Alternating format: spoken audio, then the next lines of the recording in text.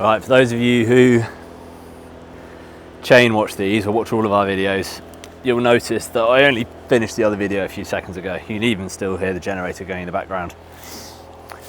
But in this one, we're going to have a go at the Aquatron itself. So the composting septic tank we've got.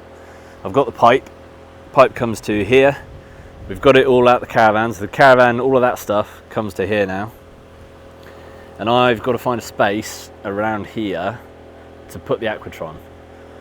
Now there's more problems than just that, because we, I found these ceramic pipes here, which there's so much stuff that's under the ground that somebody must have started and then decided, well maybe, no, I'm pretty sure they're not connected. I've seen the ends of it, and there's no main sewage here anyway.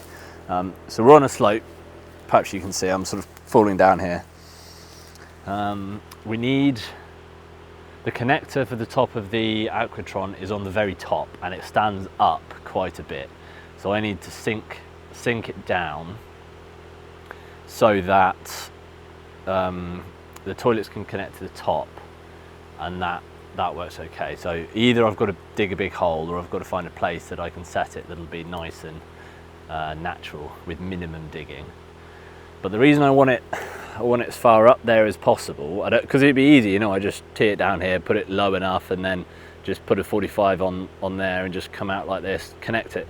But I want the grey water reed bed to be somewhere over here, because it's behind the workshop. It's going to be a workshop, you know, and it's derelict right now, but I want that to be as high as possible, so we're not using up, we've got loads of room, but I don't really want to use up all of the middle of it, having this reed bed, because kids can't play in it, I can't play in it, although this kind of system I probably will end up playing in it quite a lot when it's clogs or we've got problems with it. So I want the Aquatron as close up the top there, so that I can have the drainage point that comes out of the Aquatron go into the reed bed at the top, and the reed bed's going to snake like this, down like that, down like that, so that it can go in, and then the water can go through, get processed, down, through, get processed. I think the point of those is you slow the water down as much as possible, so you spend as much time in contact with the reeds, so that they get all of the bad stuff out of the water, so when it comes out the other end it's nice and pure. If you've got a really fast flowing one, the water doesn't spend enough time in contact with the reeds to be processed, so that's why I'm deciding to snake it instead of just building a big one. You could add baffles and stuff in if you didn't snake it, but I think I'd prefer to just, that's my idea, that's how we're going to run it. So I'm going to start by strimming some of this out, because it's up to my waist and I could do with seeing what's under there, and I'll get some measurements from the Aquatron and just see where we're going to place it. It's definitely going somewhere over here. I've just got to see how far I've got to dig down, and where I can take the outlet pipes to the reed bed over here. So I'll get the strimmer out and then we can see what we're doing a bit better.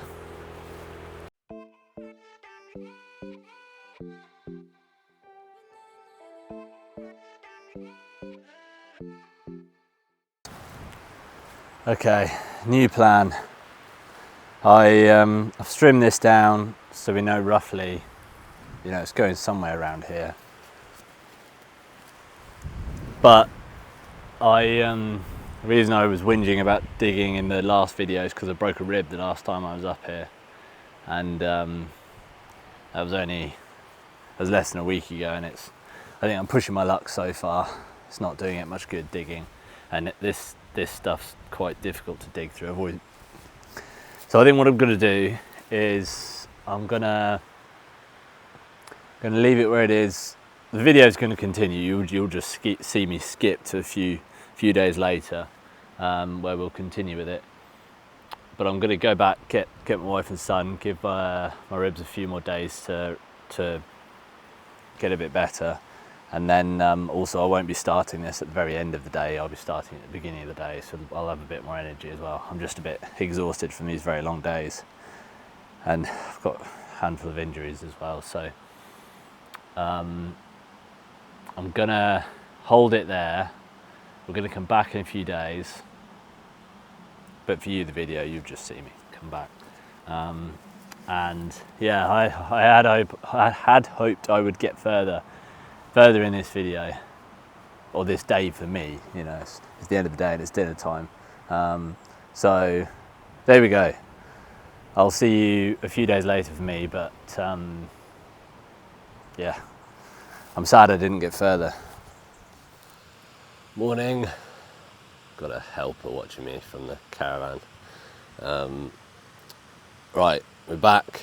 I'm gonna have a go at digging this in now. I'm gonna replace a couple of pipes because they're brown, and I've got some black to replace it. I thought they'd be buried deeper from the height of the caravan, but actually the way they are look like they're going to be surface instead of subsurface. So I'm going to put the black ones there. Got new couples, and then we'll get the height.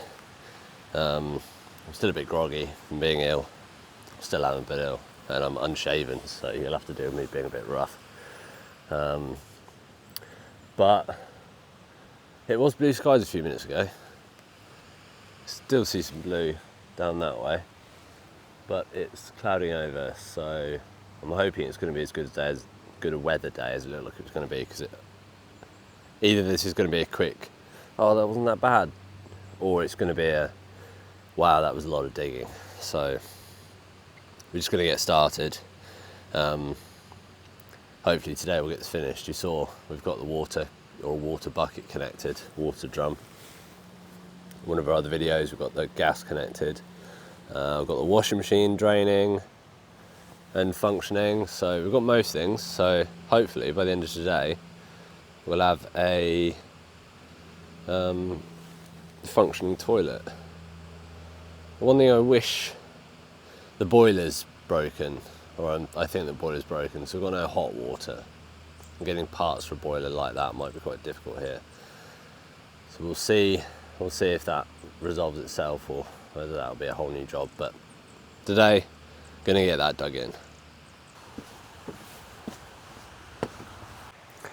Right, so I did this off camera because I thought you probably had enough of me running pipes from A to B and all that. So I've replaced the brown with black because, like I said before, it's UV stabilized. It does slightly go under the ground there, but it's only, you can still see bits of it on the top, mainly so I can get the level correct.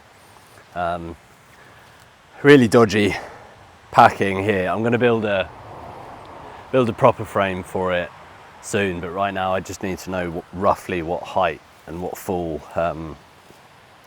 because so this isn't how it's going to be set up, but that is the spinner that goes on the top of the septic tank. That will go on the lid, which goes on this, which is the main tank. But I'm getting a rough height because that tube is the entry point, which will go in the exit point here. So I'm just trying to get a height so I know where to put it. I've got a pallet here that I'm going to sit it on. If you were doing this all permanently, you'd want to do a proper base. This isn't the outside graded one, so you'd want to build a building. This is designed for being in basements and outbuildings, I suppose.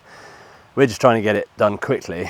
The reason we've bought house grade stuff instead of using, you know, caravan or smaller options is because we didn't want to buy two things, because we're going to be building the house here. We wanted to buy the septic tank and the water systems that we can use for that. We didn't want to have to purchase a smaller system and then a bigger system, and the smaller systems aren't much cheaper. They are cheaper, but not like, they'd have to be 20% of the price for me to feel like it's worthwhile buying a smaller one and then the bigger one. If it's 50 to 60% the price, I'm just like, I'll just buy the big one, because it only saves me buying it. I only have to buy it once. So I'm going to move that big tank there onto here. I'm going to check my heights. I don't think I'm going to do much digging actually. I managed to get, it's quite, I don't know, maybe a metre full from there to here. So I might get away with not digging, and I can just pack the front edge up with some high quality wood packers, offcuts. And I might just be able to do that without digging. I sort of found a good spot for it, if the heights work, that is. If the heights don't work, I'll have to dig down, but I'll do that. And then, because we've been promising it for so long, we'll actually go through it. We'll have a look how it works. I'll just drag it over to on top of the pallet, and yeah, we'll have a proper look.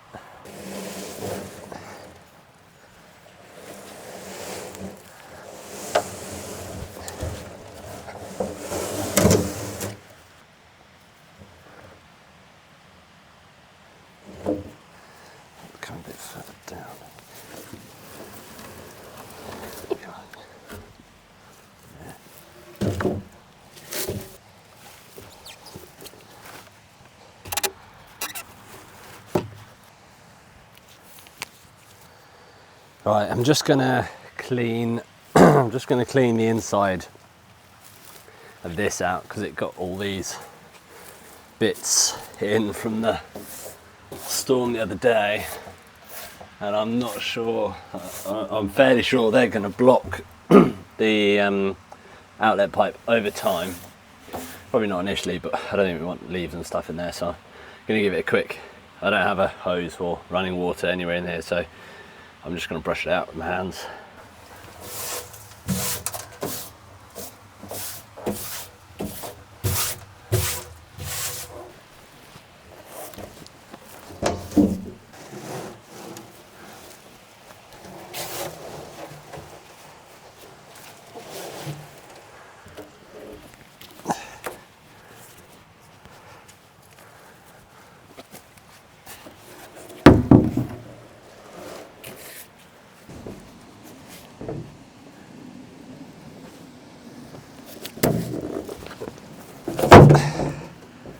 So I've got it assembled well enough for me to check whether the inlet pipe is going to match the outlet pipe there.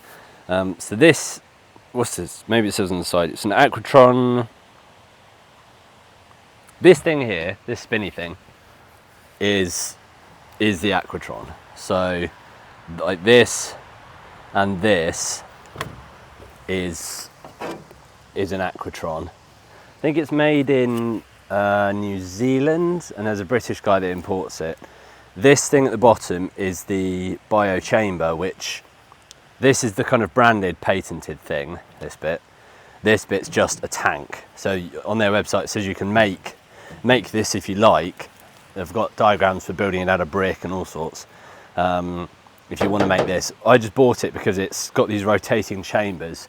So the bits that come with it, this pole here, I haven't read the instructions. I will read the instructions and see if I've got this right, but that rotates the chambers. I'm going to pull one of these out because they look like they will want replacing, and I want a template so that I can cut a new one without having to get an old one out and using a gross one as a template. So, oh, you can see in this, there's holes at the bottom. So I'm trying to think of how I can explain this without being really gross. So toilet stuff goes in here, spirals around this. Let's see if I can take it apart. Okay, so it goes in there like that. Let's take this top bit off. It's hard one-handed. Okay, there we go. So that's just a spiral that spins around. This, I don't know why it's got these spiky things. Prevent something, I don't know. Can't think why anything would come back up, but there you go, it's got that. And then it's got this outlet pipe here, which presumably, oh yeah, it's a separate, maybe it makes, oh, don't want that to come out. Oh, okay, it has come out now, let's just keep that out. So, maybe I've got it out the wrong way. No, I haven't. It spins around and separates the water from the solids. So the water all comes into this bit and flies out this pipe, which you want directed out. And then this water flies, yeah, so solids come in, spin, water comes out, solids go down. That's simple explanation, isn't it? That pipe there is the outlet pipe. And the way you want it, I think, I can't turn the lid anymore, is that and that are in line, so that this plumbing pipe here goes from there up to the top of the Aquatron, and then that just means you can, or maybe it's that way actually, I think it's that way. That means the water from the top comes out here, the water from inside the tank, where we just saw those holes in the bottom, seeps through to the bottom of this outer tank. Let me reassemble it and I'll try and make this sound a bit, oh, that's upside down. Give me a sec. Solids, toilet stuff, toilet flush, all the way down the pipe, out here, continues into here, spins, all the water gets flung to the outside, and then it's supposed to come straight out of there. But if there was any other water that didn't get spun out and drops through to the bottom, it goes through those little holes, comes out here, and then what comes out there is just water. It's not water, you know what it really is, but liquid. And what drops through there, straight down, is the solids, which drops down into these chambers. And I've read that each chamber, I think you rotate them every 3 months or something. So you've got, we bought the, I think it's called 200 by 4 or 2 by 400 or something. There's 4 chambers. It's for a household of 5 to 6 people, I think. And you leave each of these chambers, so like you can see there's the bit and there's the chamber below it. I think you want the one with a mat on it underneath first. You've got this pole that you can rotate around here like that, and then you just spin it so you don't have to get yourself in there.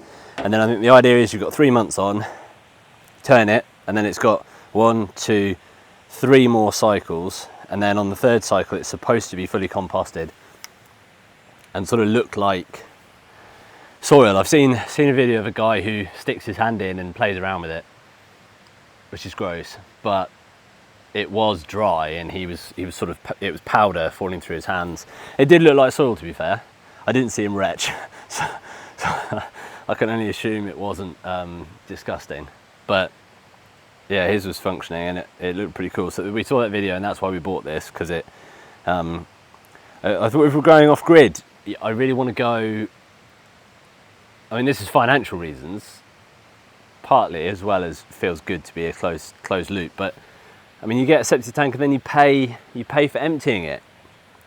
I'm like, well, that's okay if you have to be off grid, but you would really rather be on grid, as in you'd rather have main sewage, so you're okay paying for it. But if you're really going off grid and you end up with a bill for having to take away your stuff, it feels like you're not. If you can have your own mini sewage treatment plant, do it all in-house, then great. You haven't got the cost of the septic tank, you haven't got the logistics of organising it. This stuff, they say is good as fertiliser when it's done. I'm not sure I'm going to use it to grow stuff with until maybe I will, but let's take it one step at a time. Let's get here. Okay, we're accepting we're bio composting our toilet stuff, and maybe later when I've been here 6 months and I've been hardened up a little bit, then we'll be fine throwing on our tomatoes. Right, so I haven't plumbed this in properly. You see that's just resting there. Haven't done the top here, haven't done that line. I've checked the heights, it seems to be okay that way. So I'm just going to finish this off, get it all where I want it, and then it'll be working, hopefully. I'm not going to test it on camera. You'll have to take my word for it. It's also started to rain, so. But yeah, no digging. Did not have to dig. Very, very happy about that.